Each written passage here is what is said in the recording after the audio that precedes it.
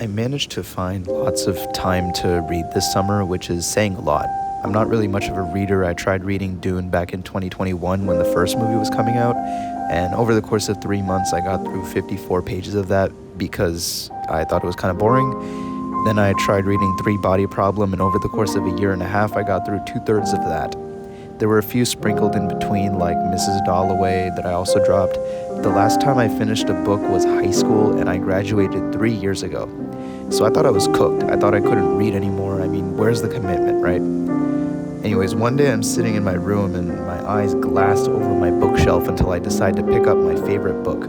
I flip to a random page and I get so hooked that I read to the end of the chapter, and that's when I realize, wait, it's not me, it's these books just suck ass. I'm not cooked. And now I've begun a reading spree, which I will walk you guys through. The first book I read this summer was Project Hail Mary by Andy Weir, the same author as The Martian. I haven't read The Martian, but I love the movie, and I heard that his latest book right here was filled with hilarious moments and was just an all-around entertaining read. And god damn it, this is one of my all-time favorite books. This was exactly what I needed. My absolute favorite thing about this book is just how fun it is. Every single turn the plot makes is just the most entertaining way it could have gone, and I was crying by the end of it.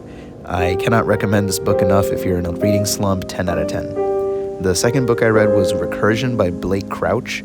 This is another sci-fi book, and it involves memory manipulation.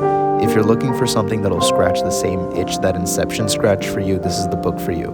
Except the premise of the book is a lot more like Steins Gate than Inception. It's like if you took the vibes of Inception and the concept of Steins Gate, you get this book.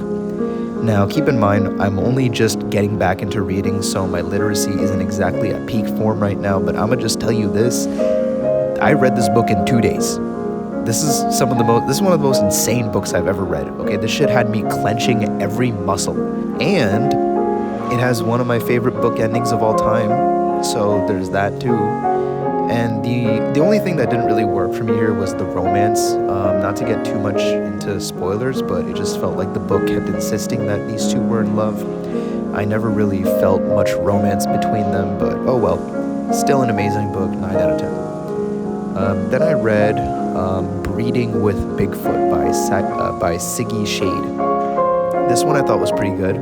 It has a solid central relationship that I felt was nicely developed. I thought Bigfoot as a character was a bit much, though the whole special milk aspect of the story didn't really work super well for me. 7 out of 10.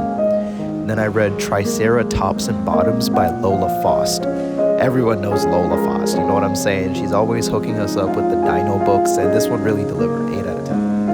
Then I read Scary Stories to Tingle Your Butt by my man Dr. Chuck Tingle. This one was also pretty good. Definitely gave me the tingles, that's for sure. Just not sure if it needed 5 books. 7 out of 10. Finally, I read Handsome Sentient Food Pounds My Butt and Turns Me Gay. 8 Tales of Hot Food, open bracket, Tingleverse Food, close bracket. Once again by Dr. Chuck Tingle. Funny guy, Chuck Tingle. He actually saved my cat from a burning building one time, so I really got to give him my respect and gratitude. Anyways, 7 out of 10. I'll read this one soon. I will come back with more reads. Right now I'm reading The Will of the Many by James Islington, which is an actual book and not smut. I'm like 100 pages into it, and so far it's had like 4 plot twists, so that's fun. Thank you, bye.